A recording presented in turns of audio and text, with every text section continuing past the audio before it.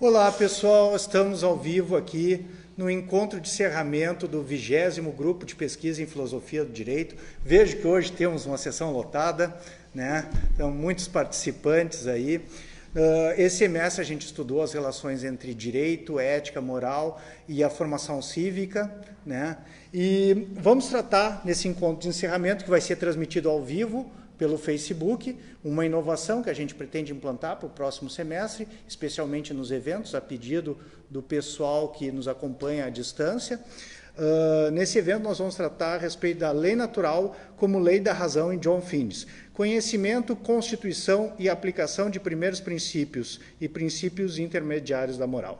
Tá?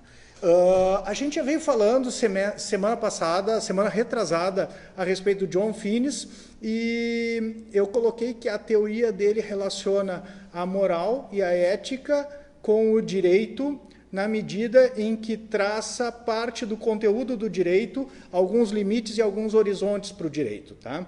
O John Finnis, como eu já falei para vocês, é um professor que ainda está vivo, nasceu em 1940, é professor na universidade, na University College de Oxford e também na Notre Dame University dos Estados Unidos. E ele é o principal defensor da teoria dos direitos naturais nos dias de hoje. Tá?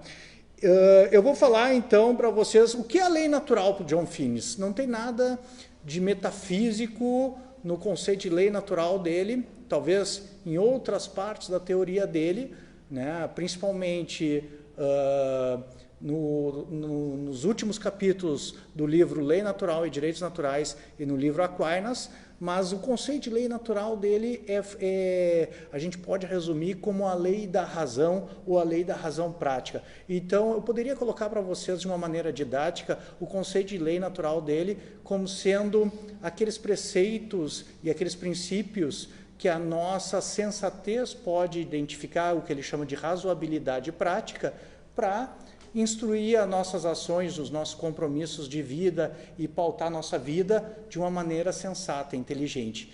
É similar, é derivado e é um desenvolvimento da tradição da eudaimonia aristotélica, que é felicidade, também aquela ética das virtudes, e também fortemente influenciado pelo Tomás de Aquino, e aí o conceito de lei natural Tomás de Aquino, e fortemente influenciado por uma visão específica do Tomás de Aquino, que é uma visão de um teólogo americano, que é o Germain Grisez, que escreveu um artigo que se tornou clássico. O Finnis assume nos prefácios do livro dele que foi fortemente influenciado pelo Germain Grisez.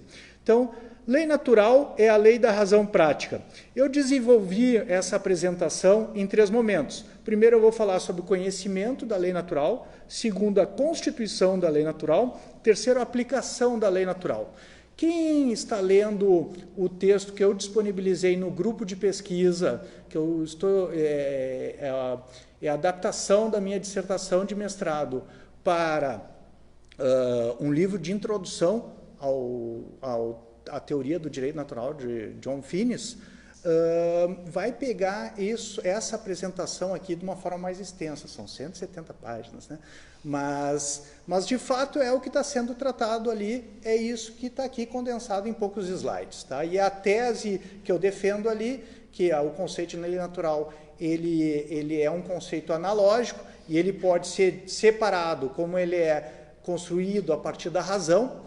A expressão em latim do Tomás de Aquino é que a lei natural é constitutum, ela é constituída pela razão, ela é uma lei que constata fatos objetivos sobre a felicidade humana, mas o ser humano ele não tem isso inato nele. Ele tem que conhecer a partir de algumas inclinações o que são bens para ele e os modos de perseguir esses bens. Tá? E o John Finnis, a teoria dele pode ser separada, então, nesses 3 momentos, que é o conhecimento da lei natural, a constituição da lei natural, como se constitui a lei natural, e a aplicação da lei natural. A aplicação eu vou fazer no direito brasileiro para vocês verem como efetivamente, coroando o nosso semestre, onde a gente viu algumas relações entre ética, política, direito e moral, como a moralidade e a ética podem, de fato, influenciar especificamente o direito positivo, tá? E no caso, o direito positivo brasileiro. apresento considerações finais. Tá? Então, são 3 momentos mais considerações finais. Como se conhece a lei natural para o John Finnis? Bem, o John Finnis, ele dá um exemplo em quase todas as obras que eu me lembre. Normalmente, ele, na lei natural, direitos naturais em Aquinas, direito natural em Tomás de Aquino, são 3 obras onde ele dá um exemplo com um bem humano conhecimento. Como é que alguém conhece a lei natural? Eu vou ler uma citação aqui que eu pincei de um livro, que é Direito Natural em Tomás de Aquino, está na página 36. E resume assim como se conhece a lei natural. Aliás, né, reforçando, como a lei natural é a lei da razão, ela parte do conhecimento. Não é uma lei revelada por Deus, não é uma lei que está escrita em alguma pedra, em algum lugar específico. Né? Não é uma lei divina, que nem a da Antígona, por exemplo. Não são os 10 mandamentos, por exemplo, revelados a Moisés lá no Monte Sinai, que aí estariam escritos em pedra e foram fornecidos por Deus. Não que para John Finnis, que é um filósofo que foi, inclusive, orientado pelo Hart, em Oxford, tá? Ele é um filósofo católico e cristão, tá? Então ele aceita essas questões, a gente debateu isso semana passada, mas a lei natural especificamente, ela independe da revelação. Você tem como conhecer a lei natural, mesmo não sendo alguém cristão ou católico. Tá? Então, como é que se conhece isso? Qualquer ser humano pode conhecer a lei natural, diz ele. Tá? É parte do conhecimento, não uma questão de fé. Né? Aqui pensando assim, tanto a Antígona quanto os 10 mandamentos são questões de fé. A lei natural é uma questão de conhecimento, então opera na razão mesmo. Ele diz o seguinte, o processo de compreensão de um primeiro princípio prático pode ser exemplificado com uma criança que experimenta a inclinação para fazer perguntas e saúda respostas aparentemente satisfatórias com satisfação e falhas ao responder com um desapontamento. Em determinado momento, alguém compreende, tem um insight, que tais respostas são instâncias de uma possibilidade geralmente disponível, que a gente pode denominar conhecimento, descoberta e superação da ignorância. Ou seja, num primeiro momento, isso acontece ainda enquanto a gente é criança, todos nós, seres humanos, temos uma inclinação que pode ser levada a mera curiosidade de uma criança, mas pode ser levada também para um nível mais elevado, como um estudo superior, que nem vocês estão fazendo, né, estudando direito, ou pode ser levado também para níveis ainda mais elevados da academia, mestrado, doutorado, pós-doutorado. Isso depende de o quanto você dá vazão a esse impulso, depende de você, e muitas vezes depende também das circunstâncias. Tem que haver circunstâncias favoráveis para você poder estudar. Né? Mas há uma coisa aqui que é a identificação desse princípio do agir, ou a identificação de um valor que mesmo crianças se dão conta, e quem tem filho, ou quem tem irmãos pequenos, ou convive com crianças pequenas, principalmente naquela idade dos 3, 4 anos, é a idade dos porquês, né? Qualquer coisa, fala uma coisa e diz, mas por quê? Mas por quê? Por quê? Como? E muitas vezes isso nos coloca em situações constrangedoras, inclusive, né? Para responder, né? Assim, tem coisas que a gente, diante do contexto da criança de 3, 4 anos, como é que você vai explicar muitas coisas mais complexas da vida para ela? Mas isso já é ela dando vazão a essa inclinação natural do ser humano, que é de conhecer as coisas. E mesmo a criança, se ela não se convence da resposta que você dá, claro que a resposta pode ser muito mais simples, porque o universo dela é mais simples, né? Então, a resposta pode ser muito mais simples, mas mesmo a criança que não se satisfaz com a resposta que você dá, ela vai continuar, mas por quê? Por quê? Porque eu me lembro, meu filho, às vezes, levava essa investigação mais adiante, às vezes, assim, você não tem muito o que falar, né? Mas a gente pode levar essa inclinação bem mais adiante. Então, esse é o primeiro momento em que a pessoa se dá conta de que é melhor saber, ou pelo menos saber a verdade, não quer dizer saber toda a verdade, mas está pelo menos satisfeito com aquela resposta, com uma resposta verdadeira. E se não está satisfeito com isso, vai continuar perseguindo conhecimento. Então o cara se dá conta que o conhecimento é um valor, ou seja, é um bem, é algo bom, é algo que eu devo buscar. Acho que ficou claro isso, né? Então, só que não para por aí.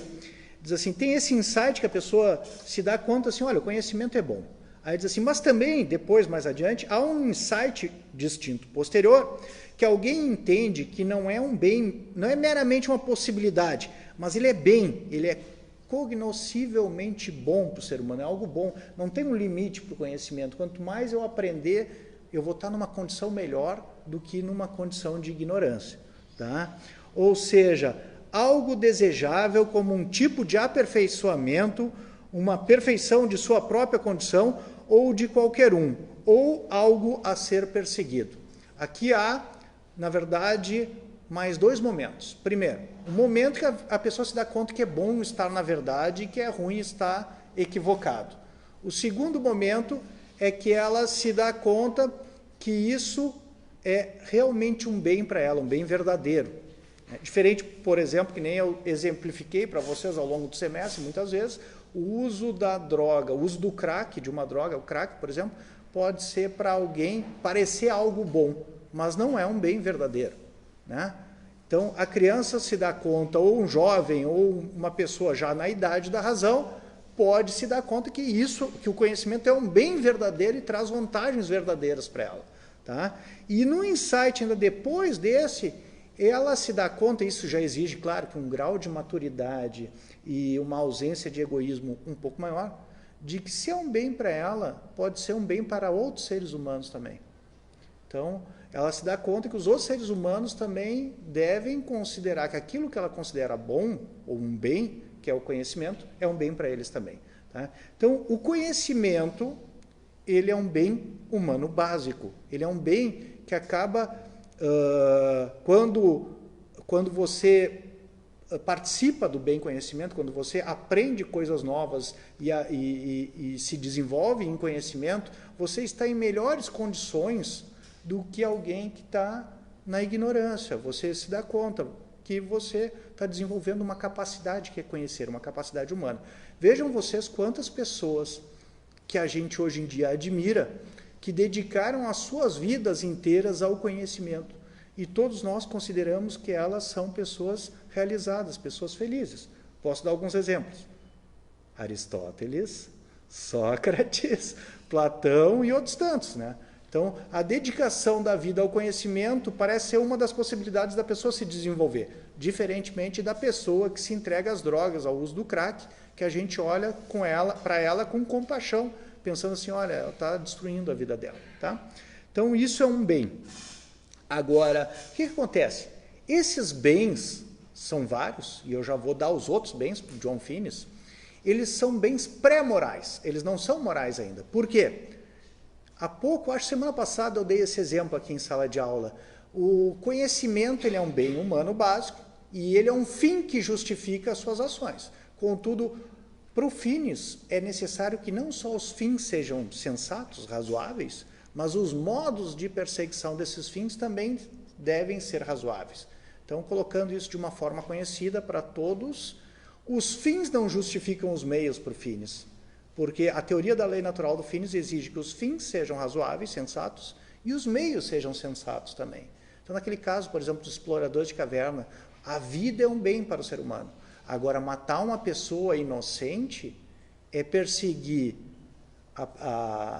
uma melhor condição em termos de vida de uma maneira injusta, de uma maneira insensata. Então, é imoral não pela finalidade, mas pelo modo de perseguição. O conhecimento mesmo, que é um bem para o ser humano, quanto mais ele tiver, melhor. Alguém pode ir na biblioteca e retirar um livro, lê-lo e aprender alguma coisa nova. E vai estar em melhores condições de que quem não aprendeu, quem não estudou. Agora, ao mesmo tempo, ela pode ir na biblioteca e furtar um livro. E aí ela vai estar prejudicando, está tirando o que não é dela, está tirando o que pertence a outras pessoas. E ela vai estar, talvez, aprendendo alguma coisa, mas vai estar se diminuindo em outras instâncias da felicidade humana, por exemplo, a justiça e a amizade, porque ela está prejudicando outras pessoas. O ser humano ele tem uma dimensão da felicidade que é particular, que é pessoal, que é, por exemplo, conhecimento, mas tem outras dimensões da felicidade dele que envolvem a intersubjetividade, por exemplo, a amizade e a justiça, onde você se tornar uma pessoa injusta e prejudicar as demais, e colecionar inimizades na sua vida, isso não é um bem para você está fazendo mal. Então você deve perseguir o conhecimento, que é um bem razoável, de um modo também razoável. Seja tirando um livro na universidade, seja ingressando num curso superior, seja de tantas outras formas. Tá? Então, quais são os bens humanos básicos para o John Finnes? Primeiro, o conhecimento da verdade. Tá? Conhecimento da verdade não é o conhecimento de toda a verdade, que nem eu disse.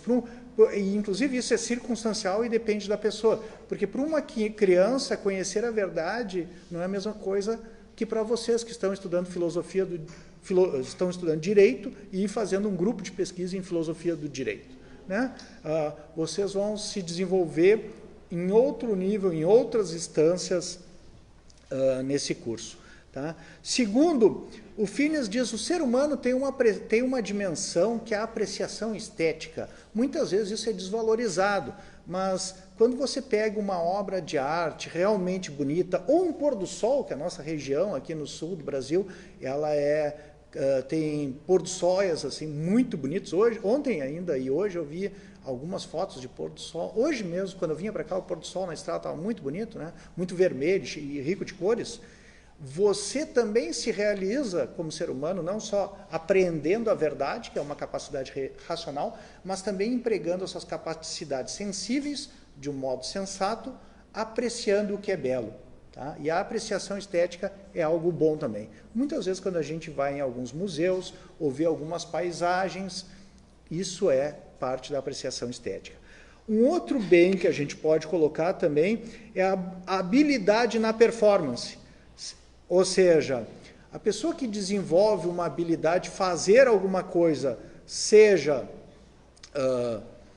um trabalho ou seja um jogo, é a habilidade no fazer algo, essa pessoa também está se desenvolvendo de uma forma que aproxima ela da realização, o que chama a realização humana, ou a felicidade, ou como chama o John Finnes, do florescimento humano. Ela está desenvolvendo uma capacidade. Por exemplo, e é diferente, o trabalho é uma atividade que produz um valor exterior ao ser humano. É o que os gregos chamavam de poiesis, tá? Que pode ser algo útil, tá? Ou até belo. Por exemplo, Michelangelo, quando ele fez a estátua do Davi, tá, em Florença, quando você vai ver o Davi, é uma experiência estética, você está apreciando o que é belo. Mas quando Michelangelo transpôs a forma que ele tinha na mente para a pedra e construiu e esculpiu o Davi na pedra, isso, na verdade, é trabalho na medida em que ele transpõe algo que está na mente dele para o mundo exterior e gera uma realidade exterior que representa algo, que representava algo que está na sua mente. Então, isso é o trabalho. E o jogo tem uma diferença, porque o jogo, o valor não está no exterior. Por exemplo, não está na estátua, que é o produto do trabalho do Michelangelo. O jogo é uma atividade que você exerce com excelência, mas que ela mesma é a finalidade da própria atividade. Michelangelo tinha como finalidade produzir uma estátua, mas no jogo, às vezes, a finalidade do jogo é ser bem jogado. Não tem uma finalidade exterior. Nada vai ser construído além do jogo. Por exemplo, um flautista pode tocar flauta simplesmente porque ele quer se desenvolver a habilidade na flauta, tocar bem aquele instrumento, ou pode tocar flauta, seja para produzir o belo, para encantar as pessoas, ou até profissionalmente, para gerar renda para ele. Então, seria jogo se ele fizesse aquilo só pelo mero fazer e desenvolver aquela habilidade, se desenvolver virtuosamente naquela habilidade. Seria um trabalho se ele quer gerar um valor exterior. A mesma coisa futebol. O cara que vai jogar futebol, ele pode jogar simplesmente porque ele gosta de jogar futebol, ou muitas vezes porque ele não só gosta de jogar futebol, mas ele quer usar aquilo como uma fonte de renda, tem como profissão, né? Então, a mesma atividade pode ser exercida de diversas formas. Um outro bem, tá, que o Finnes destaca, é o terceiro bem, é a vida. Então, a vida ela engloba outras coisas, ela envolve não morrer, mas isso é curioso, né? Porque tem um dilema para o ser humano, que é até um dilema importante para a filosofia, que todos nós somos mortais, né? E isso, de certa forma, nos impele a exatamente fazer essa reflexão ética, que é pensar na felicidade humana. Se fôssemos imortais, teríamos a eternidade para escolhermos e pensarmos como ser felizes, né? Assim, como se realizar. Mas como a gente vai ter um fim, e a vida é essa, e a oportunidade é essa, vale a pena a gente pensar, né, em termos de o que é inteligente para a gente fazer na nossa vida, porque senão pode chegar uma situação em que a gente tenha desperdiçado toda essa existência sem se realizar como ser humano. Tá? Então, a vida, mas não só a manutenção da vida, como a saúde, o vigor e a segurança, né? O vigor da vida. E até mesmo a saúde mental, né? Às vezes um sofrimento mental pode ser muito mais grave que um sofrimento físico, né? Então, isso também é um bem para o ser humano. O ser humano considera que aquele que está em condições de saúde, condições de segurança, em vigor físico e está na sua plena participação na vida, assim, não tem problemas, ou está em melhores condições do que aqueles que não têm essa plena participação na vida, né? O cara que está doente, ele quer se curar, né? Agora, claro, que nem eu disse, isso é circunstancial. O cara pode querer ser pós-doutor em filosofia, mas não está tendo oportunidade. Então, ele vai ter que construir as circunstâncias para alcançar isso. E muitas vezes pode ser impossível. Em algumas situações, e já adianto para vocês, né, que nem eu digo, é natural que a gente vai encontrar a morte um dia, somos seres mortais, né? Então, a gente tem que aprender a conviver circunstancialmente e se realizar e participar dos bens humanos dentro das circunstâncias que se oferecem para nós. Aliás, como eu disse para vocês, o Aristóteles diz que a gente pode querer o impossível, por exemplo. Pode querer viver para sempre. Agora tem que escolher o que é possível e o que é circunstancialmente realizável, né? Então, o mesmo vale para a vida. A amizade é um bem importante. Tá? O ser humano considera que ter amigos é uma coisa boa e, ao mesmo tempo, a ausência de amigos, ou ter maus amigos, ou ter inimigos é uma coisa ruim, é a coisa a ser evitada. Né? Isso desde lá do Aristóteles, da Ética Nicômaco, nos livros 8 e 9 da Ética Nicômaco, que ele estuda a amizade e considera algo bom. Platão também estudava, tá, a amizade e considera algo bom. Na verdade, né, a amizade e justiça são relacionados, como eu já disse algumas vezes, como diz Aristóteles, e também o próprio Finis, o conceito de justiça dele se aproxima da amizade enquanto valor racional. Na medida, diz o Aristóteles, que amizade e justiça versam sobre as mesmas coisas. Porque, diz ele, por exemplo, é muito pior você fazer uma injustiça contra um amigo do que contra um desconhecido ou um inimigo. É uma coisa muito pior a ser feita. É muito mais. O exemplo que ele dá no livro 7 da política é, né, exterminar uma mão de amigos. Quem não sofre ao exterminar, a matar uma mão de amigos, é uma pessoa extremamente injusta e cruel, né? Porque se o cara está disposto a matar os próprios amigos, essa pessoa é má. Né, tem um grau de maldade, um grau de perversidade maior. Tá? Não que matar estranho seja algo bom, mas matar amigos, fazer uma injustiça contra amigos é algo muito pior. Porque você deve a ele muito mais do que você recebe dele. Né? Então, a amizade ultrapassa a justiça. Quem faz por justiça, faz o que é dever. Quem faz por amizade, devolve muito além do dever. Tá? O matrimônio, o casamento, é também um bem para o John Finis, tá? Razoabilidade prática é a expressão que ele usa para a virtude da prudência, envolve integridade e autenticidade. Isso quer dizer, integridade é você ser capaz de escolher o que é bom, tá? O que é um bem, e a autenticidade de realmente expor essas escolhas de maneira autêntica, né, no mundo exterior e obedecer às suas preferências e seguir a sua própria consciência. Né? Isso aqui me lembrou muito quando eu li aquela citação do Hesíodo que eu faço para vocês, né? Que o Hesíodo, também citado por Aristóteles, o Hesíodo em Os Trabalhos e os Dias, que o Hesíodo diz, né? Aquele que escolhe por si próprio é perfeito. Aquele que não escolhe por si próprio, mas escuta o bom conselho, esse tem alguma utilidade. Agora, aquele que nem escolhe por si próprio, nem escuta o bom conselho, esse é um inútil, não serve para nada, diz o Hesíodo, né? O caso do Creonte, por exemplo, em Antígona, né? Então, a razoabilidade é exatamente essa capacidade de escolher, não apenas seguindo o bom conselho, mas na medida da formação da pessoa isso é necessário, você deve seguir os bons conselhos, e isso é sinal de inteligência, né? Já exige alguma inteligência saber quais são os bons conselhos, quais são os maus conselhos, e quem você não deve ouvir, né?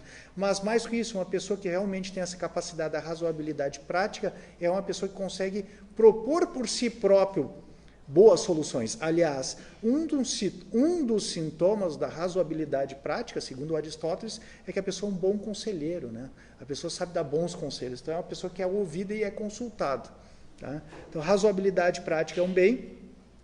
A religião, para o Finis, é um bem também, e é um conceito um pouco amplo. Ele diz assim, ó, o ser humano ele deve ter harmonia consigo mesmo. Isso é razoabilidade prática. O ser humano ele deve ter harmonia com o próximo, e isso é amizade. Mas o ser humano ele deve ter harmonia com uma fonte transcendente da realidade humana. E isso é religião. E o conceito dele, em que sentido? Ele está falando aqui de religião não num sentido metafísico e nem no sentido de fé, mas num sentido existencial humano, como uma das dimensões de realização humana. E o exemplo que ele dá em algumas obras é, por exemplo, ativistas do Greenpeace. Ele diz, uma pessoa que é capaz de arriscar a própria vida para salvar uma espécie que está em extinção, é uma pessoa que dá valor a essa espécie em extinção maior do que o valor que ela dá à própria vida. E muitas vezes o que ela está fazendo a gente considera razoável, sensato que ela está fazendo. Não é sinal de burrice fazer isso. Diferente, por exemplo, de usar crack, que é um sinal de algum problema.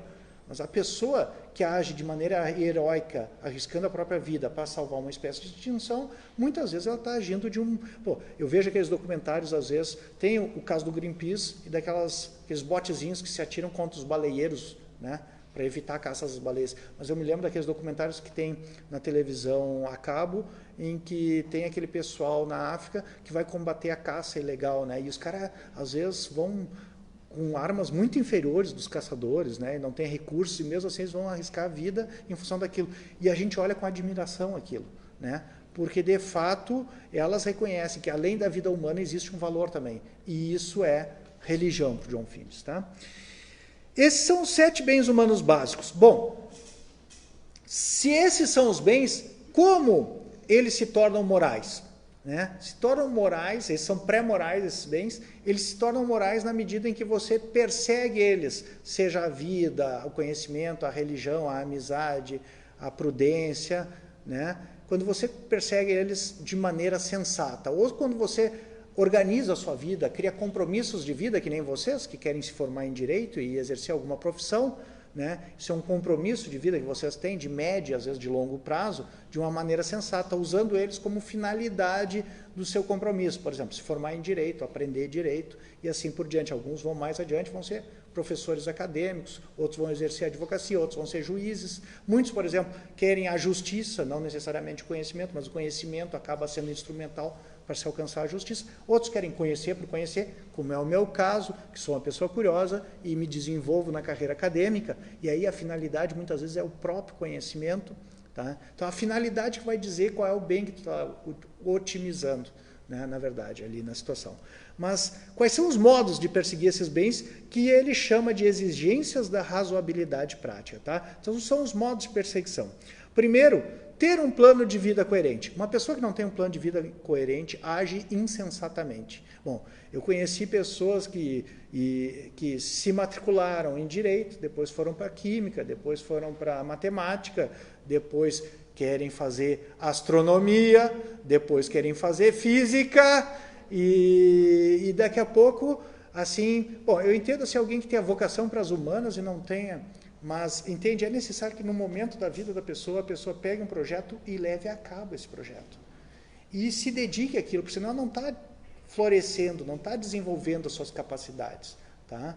Então, Ter um plano de vida coerente e que leve em consideração as circunstâncias, que nem eu disse, você pode querer o impossível, mas escolha o que é possível, leve em consideração as circunstâncias. Eu já vi muitas vezes que pessoas que não tinham circunstancialmente condições, inclusive financeiras ou de tempo, para estudar direito, aguardaram o momento apropriado e foram estudar direito, que nem a gente já viu aqui na universidade, na UBRA, aqui em Campos Canoas, tivemos alunos de 97 anos. Eu tive um aluno, o Rui Rio Grandino, que tinha 84 anos, e o sonho de vida dele era estudar direito, mas ele até então não tinha tido oportunidade. Com 84 anos ele resolveu realizar esse sonho. Então ele encontrou a circunstância apropriada, financeira, de tempo, de interesse familiar, que proporcionou a ele o estudo do direito. Né? Demorou, mas conseguiu realizar esse plano. Sem preferência arbitrária por valores. Todos esses valores que eu acabei de mencionar, eles são equivalentes. Não é assim, o trabalho não é mais importante que a família, nem a religião é mais importante que a amizade. Todos eles não têm uma medida em comum, que a gente discutia em hermenêutica na semana passada, numa das disciplinas. Eles não são comensuráveis. Então, qualquer um deles, se tu dedicar a tua vida a ele, você está realizando uma capacidade humana e você vai se tornar feliz. Por exemplo, a gente vê que monges budistas, padres, pastores e outros tantos dedicam a sua vida à religião. E a gente não acha isso insensato. A gente vê que Sócrates, Aristóteles e Platão dedicaram a sua vida ao conhecimento, e a gente não acha que eles foram insensatos. Agora, uma pessoa que dedica a sua vida ao tráfico de drogas e acaba preso, dedica a sua vida ao furto, ao roubo, a coisas assim que não são bens humanos básicos, a gente vê que elas acabam destruindo, no final das contas, a própria vida e acabam não se realizando. Né? Então, qualquer um desses bens é razoável de ser perseguido e nenhum deles é mais importante que o outro. Tá? Sem preferência arbitrária por pessoas, ou seja, se é um bem, aquele segundo insight, né? Se é um bem para ti, é um bem para o outro ser humano. Então, não exclui os outros da participação daqueles bens que você quer perseguir para ti mesmo. Tá? Despreendimento e compromisso, isso quer dizer, você deve ter um plano de vida coerente e sensato. E você deve manter aquele plano de vida, você deve buscar realizar esse plano de vida, deve ter compromisso com ele.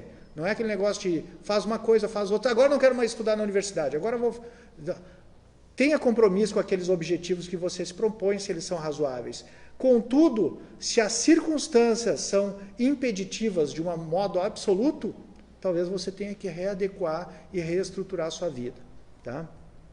Esse é o desprendimento. Então, relevância limitada das consequências, ou seja, claro que as tuas ações devem ter alguma eficiência, mas não são exatamente uma forma de colocar isso aqui de uma maneira absoluta, que não é o que o Finis defende, os fins não justificam os meios, ou seja, você não vai fazer uma escolha ética apenas com base em fins, em consequências. Você deve pesar as consequências no mundo, mas deve levar em consideração não só as consequências, mas também os modos de realização. Tá? Respeito por cada valor básico em cada ato, esse para ele é um bem, é uma exigência fundamental, e ele formula essa exigência de uma maneira negativa, que é não escolher diretamente em oposição a um valor básico. Na verdade, é fundamental para a teoria dele essa exigência, porque ela gera obrigações morais absolutas, ou seja, não sujeitas à exceção, e mais do que isso, fruto dessas obrigações morais absolutas, são gerados direitos naturais absolutos, não sujeitos à exceção também. Por exemplo, nunca haja diretamente contra a vida, intencionalmente contra a vida de uma pessoa. Isso gera um direito absoluto à vida, a não ser assassinado intencionalmente. O que quer dizer absoluto? Quer dizer, em nenhuma circunstância, nenhuma circunstância especial pode ser excepcionado esse direito. Poucos são os direitos absolutos, um deles eu diria esse direito a nunca ser morto intencionalmente por outra pessoa. Tá?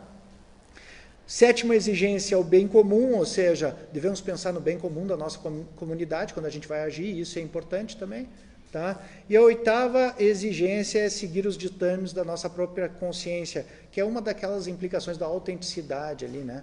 Ou seja, se a tua consciência manda você fazer alguma coisa, você sabe que é correto, você tem que obedecê-la, né? Ela é normativa para você, né? Se você foge da sua consciência... Isso aqui aproxima muito de um problema que eu falei para vocês, aquele problema aristotélico do livro 7 da Ética Nicômaco, que é da acrasia. O cara sabe o que é certo, mas não consegue escolher o certo, né? Sabe que deve fazer regime, sabe que deve estudar agora para as provas que se aproximam do final de semestre, mas resolve ir no bar na frente da universidade, né? Então, siga a sua consciência, né? Em que pese a amizade ser um bem humano básico, diante da circunstância que é salvar o semestre em uma semana, né? É mais sensato salvar o semestre, né? Tá? Então, essa lista que sofreu algumas alterações, essa versão que eu peguei, a última, ela está na segunda edição do Natural Law and Natural Rights, tá? Terceira parte, Constituição da Lei Natural. E agora vai ser rápido, tá? Eu já estou indo. Como é que o Finis constitui a lei natural? A partir desses fins e desses modos de perseguição. Um exemplo com a vida humana. Isso vai ser um raciocínio, né? A lei natural ela é constituída pela razão. Então isso é um raciocínio mental. Diz assim, ó, é bom estar vivo e saudável. Aquele primeiro insight, né? A vida é um valor humano básico. É o segundo insight.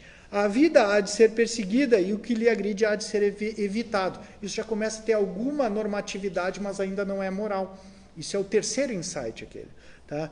Devo buscar a harmonia com as demais pessoas. Isso é uma implicação da amizade. Não devo preferir arbitrariamente pessoas ou valores. Aquelas exigências que eu acabei de falar para vocês. Não devo escolher diretamente oposição a um valor humano básico. Ou seja, primeiro você constata o valor de um bem e depois o modo de perseguição desse bem. Aí você coloca isso numa circunstância prática, efetiva, numa escolha verdadeira. Tá? Até logo mais, Alexandre, compreensível em semana de provas, né? Tá? Sem problema. Agredir fisicamente alguém em devolução a uma ofensa injustamente recebida é escolher diretamente em oposição a um ou mais valores básicos. Tá? Então, essa é a aplicação desse raciocínio a um caso específico. Logo, a conclusão é, eu não deveria agredir fisicamente ninguém, mesmo em devolução de uma agressão injustamente recebida. Tá? Eu já estou terminando para os que estão preocupados com as provas. Aplicação da lei natural, terceira parte. Então, vamos aplicar isso no direito brasileiro. Tá? Até agora eu fui bem teórico, bem filosófico. Agora é como isso se dá no direito brasileiro, por exemplo. Ele vai dizer assim, ó, direito à vida e a legislação criminal do Brasil. A vida é um bem para todas as pessoas humanas. Não devemos agredir intencionalmente ninguém contra o bem humano vida. Logo, todas as pessoas podem exigir, têm um direito moral ou natural, que lhes não façamos uma agressão contra a vida. Tá? Então, todas as pessoas humanas têm esse direito a não serem agredidas. Tá? Isso é universal para todos os seres humanos. Em nenhuma circunstância devemos agredir. Tem duas formas de derivar da lei natural, que é uma lei racional, para a lei positiva, por conclusão e por determinação. Tá?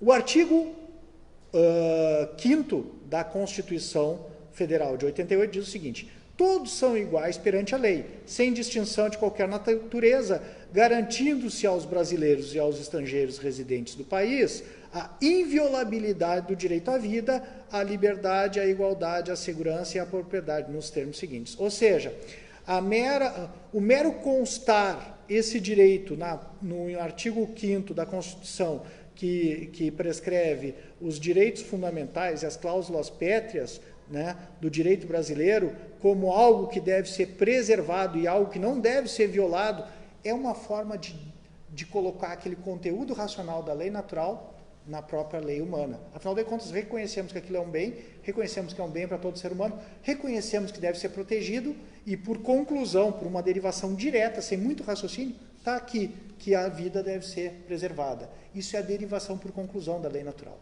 Tá? No Código Penal Brasileiro, capítulos 1, ali a gente tem vários crimes contra a vida. Então tem homicídio simples, matar alguém, reclusão de 6 a 20 anos. Induzimento, instigação ou auxílio ao suicídio, tá? Reclusão de 2 a 6 anos, no artigo 122. E artigo 125, provocar aborto sem o consentimento da gestante, reclusão de 3 a 10 anos. Aqui há duas coisas, a derivação por conclusão e há também a derivação por determinação.